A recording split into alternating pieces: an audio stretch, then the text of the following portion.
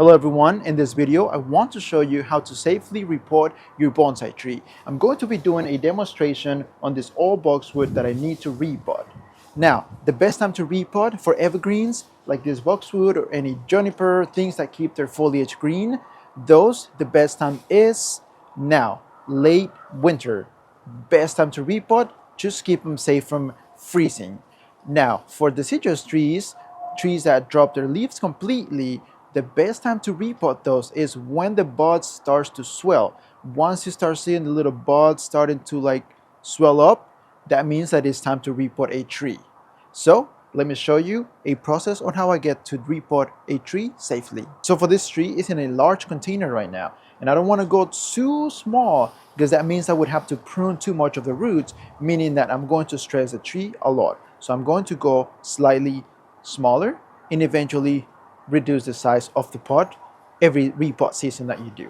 It's easier and it gives you more success. Now, one of the reasons that I decided to repot this tree is because one is not anchored to the pot, and the pot is too big and I don't want to thicken up the trunk anymore. I think the size of the trunk is really nice. So if you still want your tree to get thicker, you might want to consider, if it's already on a large container, you can keep it there for another season. Or if you feel like still not big enough, you can use a slightly bigger pot, and that's going to help you thicken up your trunk. But in this situation, I'm going to remove it from this pot. So as you can see, this one is not anchored, so it's going to be a lot easier to remove it. So I'm going to start removing some of the soil because I want to put it into brand new soil. You don't necessarily have to do this. If your tree is in pretty decent soil already, then there's not really a need to completely bare root your tree. You can just gently remove some of the soil to kind of keep those roots flaring down. But in this situation, I want to completely remove this old soil, which is not too good for this tree. You always want to keep in mind that healthy soil is going to give you pretty healthy roots. So I'm going to go ahead and remove the rest of this soil. So I have removed a lot of the soil, and this is my root mass. I have not made any pruning. I want to show you the root pruning. So again, depending on the size of your pot, that is the reason why you don't want to go too small. Because if I was to go super small, I would have to remove a lot of these roots in order to fit the tree into the new container. For my container, since I'm not going too small, I'm just going to have to remove a little bit of the edges. You want to look for huge roots as well that you don't really need. For this situation, I'm just removing a little bit of the edges. You want to remove as few as possible, and that's why you don't want to select a really small container.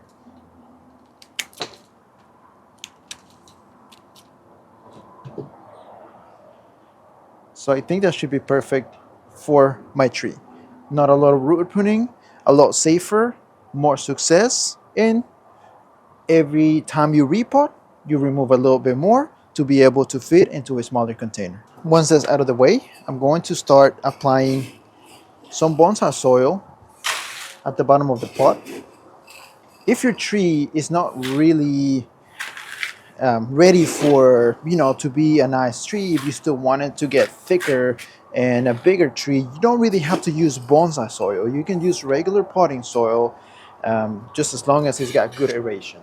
It's going to help you thicken up your tree a lot faster. I'm going to be sitting my tree on the pot, adjusting the angle which the tree is going to be sitting at.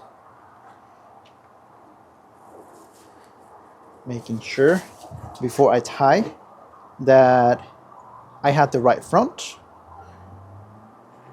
which is the front that you're going to be enjoying and liking as the better front. Once I selected my front, I'm going to tie down the tree with some wire. This is going to help the tree not move around a lot, and since you do pruning on the tree itself, you don't want the tree moving a lot because you can damage the new roots that are developing. And the rest is just filling up the remainder of the pot with soil.